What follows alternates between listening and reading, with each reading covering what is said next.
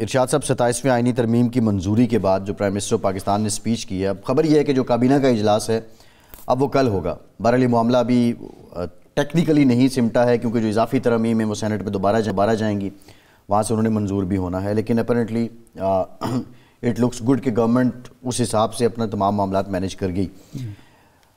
اب جو prime minister صاحب نے کہا کہ NFC اور صوبوں کے حقوق سے متعلق مشاورت ہوگی، کیا یہ انڈیکیشن ہے کہ وہ جو صحت والی اور ایجوکیشن والی بات ہو رہی تھی یا دیگر میٹرز تھے NFC ریوزٹ کرنے کے، فارمولا ریوزٹ کرنے کے، وہ آن ٹیبل ہے اور 28ویں ترمیم کا کوئی اشارہ مل رہا ہے؟ عباس صاحب، یہ جو وزیر اعظم کی تقریر ہے اور جو آج وہ جو منظور شدہ سینٹ کا بل تھا اس میں مزید ترامیم جو ہے 7-8 شقوں میں، اس سے دو چیزیں واضح ہوتی ہیں۔ ایک تو یہ ہے کہ حکومت کا مشاورت کا عمل جو ہے وہ انتہائی ناقص ہے، اور دوسرا یہ ہے کہ اس کے جو قانونی مشیر ہیں، خواہ وہ وزیر قانون ہیں، خواہ وہ اٹارنی جنرل ہیں، کچھ اور لوگ بھی لازماً ہوں گے، وہ حکومت کو درست مشورہ نہیں دے سکے، درست رہنمائی نہیں کر سکے قانون، یا درست کنونس کمیونیکیٹ نہیں کر سکے۔ نہیں دیکھیں نا، چیف جسٹس آف پاکستان آئین میں لکھا تھا، پاکستان کا لفظ اڑا دیا کہ chief justice, supreme court of Pakistan کو سپریم کورٹ بنا دیا۔ وہ بھائی عالمی سطح پر، عالمی اداروں میں جب آپ جائیں گے، آپ کا ایک چیف جسٹس ہوگا سپریم کورٹ کا، ایک چیف جسٹس ہوگا کانسٹیٹیوشنل کورٹ کا، اگلے سوال کریں گے کہ آپ میں سے چیف جسٹس پاکستان کون ہے، یا آپ کی عدالت جو ہے عدالت عظمیٰ کون سی ہے۔ تو آپ نے سوچے بغیر پاکستان کا لفظ اڑا دیا، اور پھر 2 دن کے بعد آپ کو احساس ہو گیا کہ وہ یہ تو غلطی ہوگی، اور یا شاید گوہر علی خان نے جو تقریر کی اس سے ان کو اندازہ ہوا۔ اسی طرح باقی بھی جو چیزیں ہیں اب تبدیل کی گئی ہیں، یہ پہلے مسودے میں ٹھیک ہو جانی چاہیے تھی، اس وقت مزید غور و خوض ہونا۔ جلدی کیا ہوتی ہے، کس لیے ہوتی ہے؟ کوئی ڈنڈا لے کے کھڑا ہوتا ہے آپ کے پیچھے؟ شادی کا کارڈ تھوڑی تھا، آئینی مسودہ، آئینی مسودہ ہے، آئین میں ترمیم۔ اب 26ویں ترمیم کرتے ہوئے آپ نے نقائص چھوڑ دیے، اب 27ویں ترمیم میں پھر آپ کہہ رہے ہیں کہ 28ویں لائیں گے۔ بھی 28ویں کی کیا ضرورت ہے؟ اگر پیپلز پارٹی سے پہلے ہی مشاورت کر لی جاتی، باقی سیاسی جماعتوں سے ایک کنسنسس حاصل کر لیا جاتا، تو آپ کو اب 28ویں کی ضرورت نہیں تھی۔ اب 28ویں میں پھر مسئلہ ہوگا۔ پیپلز ایک بڑا پیش کیا جاتا ہے، عجیب سی ایک منطق پیش کی جاتی ہے، لاجک پیش کرتی ہے، جہاں اتفاق رہے ہو گیا وہ کر لی، پھر کوشش شروع کر۔ بھائی اتفاق رہے ایک دفعہ کر لیں، نہیں پارلیمان کو کچھ رد کرنے کا موقع بھی تو دینا۔ نہیں مذاق بنایا۔ سوال یہ ارشاد صاحب، آپ ایک چیز لانا چاہ رہے ہیں، پارلیمنٹ میں تو وہ پیش ہی نہیں ہوئی نا آپ نے۔ اگر پارلیمنٹ میں پیش ہو بھی جائے، جہاں اتفاق نہیں ہے تو وہ رد ہونا بھی تو پارلیمنٹ کا بھی رد ہو جائے گی۔ لیکن یہ کیا طریقہ ہے کہ جناب آپ آئین کو ترمیم کر رہے ہیں اور پھر سیاسی مسئلتیں آپ کے آڑے آ جاتی ہیں، تو آپ پیپلز پارٹی سے 4 دن اور مشاورت کر لیتے، ان کو ابھی تو قائل کرنا پڑے گا نا۔ 18ویں ترمیم کے حوالے سے جناب بلاول نے کہا کسی قیمت پہ ہم نہیں منظور ہونے دیں گے، دستبردار نہیں ہوں گے۔ انہوں نے کہا کہ صوبے جو حقوق حاصل کر چکے ہیں اس میں کوئی رد و بدل نہیں ہونے دیں گے۔ اب گیو اینڈ ٹیک ہی ہونا ہے نا، کچھ چیزیں آپ نے ان کو دینی ہیں، کچھ انہوں نے آپ سے۔ اسی طرح جو بلوچستان کی نشستوں کا معاملہ ہے، اسی طرح ایمل ولی خان کی، بھئی یہ ساری چیزیں آج کوئی حکیم نے نسخے میں لکھا ہے کہ آج ہی قومی اسمبلی سے منظور ہونی چاہیے، 2 دن بعد نہیں ہو سکتے، 3 دن بعد، 4 دن بعد نہیں ہو سکتے، ہو سکتا ہے نا۔ تو اس سے ایک تو یہ بات واضح ہوتی ہے۔ دوسری یہ ہے کہ آپ آئین کو ایک ایسی دستاویز نہ بنائیں جو بازیچہ اطفال ہو، اور جو آپ کی سیاسی جو مہم جوئی ہے اس کا نشانہ بن جائے، ہدف بن جائے۔ یہ کام نہ کریں، ایک بات۔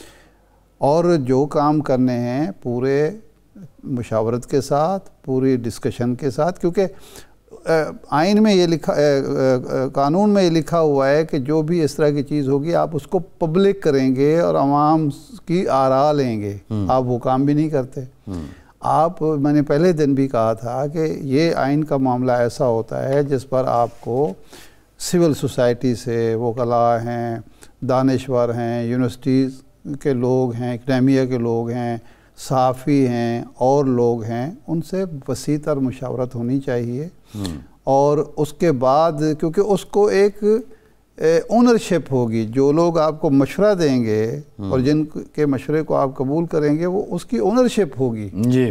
اب اس کی اونرشپ ہے صرف مسلم لیگ نون کے پاس یا پیپلز پارٹی کے پاس، ٹھیک ہے نا؟ پیپلز پارٹی کے پاس بھی اس طرح سے ہے کہ جی آدھی چیزیں ہم نے کر لی ہیں، بعد میں پولیٹیکل پوائنٹ سکورنگ کا مارجن پیپلز پارٹی نے اپنا رکھا ہوا ہے۔ یہ اب میرا جو ارشاد صاحب سوال ہے، یہ جو رپورٹ ہوا کہ پی ٹی آئی کی طرف سے کوئی ترامیم لائی گئی ہیں پھر وہ واپس لے لی گئی ہیں، کیا اپوزیشن بھی اس معاملے پہ کنفیوز تھی؟ جیسا جے یو اے والا۔ اچھا، میں اس پہ بات کرنا چاہتا تھا، بھئی آپ یہ کہاں لکھا ہوا ہے کہ اگر آپ بیٹھیں گے اور آپ ڈیبیٹ میں حصہ لیں گے تو آپ حصے دار بن جائیں گے؟ بالکل نہیں ہے۔ آپ بیٹھیں، آپ اس میں ترامیم پیش کریں، عوام کو بتائیں کہ یہ جو ترامیم حکومت پیش کر رہی ہے یا اتحادی پیش کر رہے ہیں یہ آئین کے منافی ہیں، پاکستان کے قومی مفاد کے منافی ہیں، جو بیسک سٹرکچر ہے آئین کا اس کے منافی ہیں۔ عوام کو بتائیں کہ آپ کا نقطہ نظر کیا ہے اور حکومت کہاں کہاں غلطی کر رہی ہے، اس کے بعد آپ ایک متبادل ترامیم پیش کریں، عوام کو پتہ چلے کہ آپ بہتر سوچ رکھتے ہیں، آپ کے پاس بہتر دماغ ہیں اور آپ عوام کے حقوق کا، مفادات کا بہتر تحفظ کرنے کی پوزیشن میں ہیں۔ اگر وہ ترامیم ریجیکٹ ہو جائیں، اس کے بعد واک آؤٹ اور بائیکاٹ کا آپشن جو ہے وہ تو آپ کے پاس موجود ہے۔ کچھ کر کے تو واک آؤٹ کریں نا، کر کے وہ کریں۔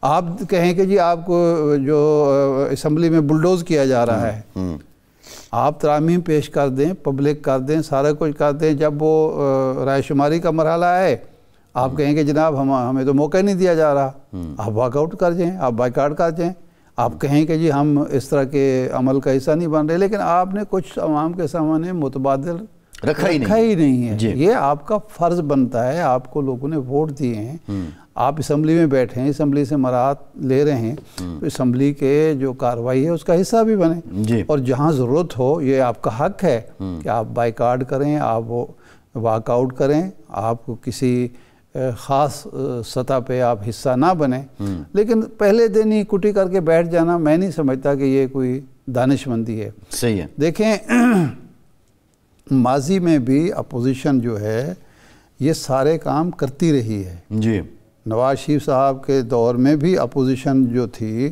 وہ خان صاحب تھے نا اس وقت بھی، تو وہ کوئی ان کی ہر بات تھوڑی مان رہے تھے۔ جی، پیپلز پارٹی کی ہر بات مسلم لیگ نون تھوڑی مانتے تھے، یا مسلم لیگ نون کی، یہ تو اب اکٹھے ہوئے ہیں نا، ایک خطرے کے بنیاد پر یہ سارے اکٹھے ہو گئے ہیں، پہلے تو یہ الگ الگ ہوتے تھے، ایک دوسرے کی مخالفت کرتے تھے، تو اس وقت کوئی یہ نہیں کہتا تھا کہ جناب یہ اگر بیٹھ گئے تو یہ آپ تو شریک تھے۔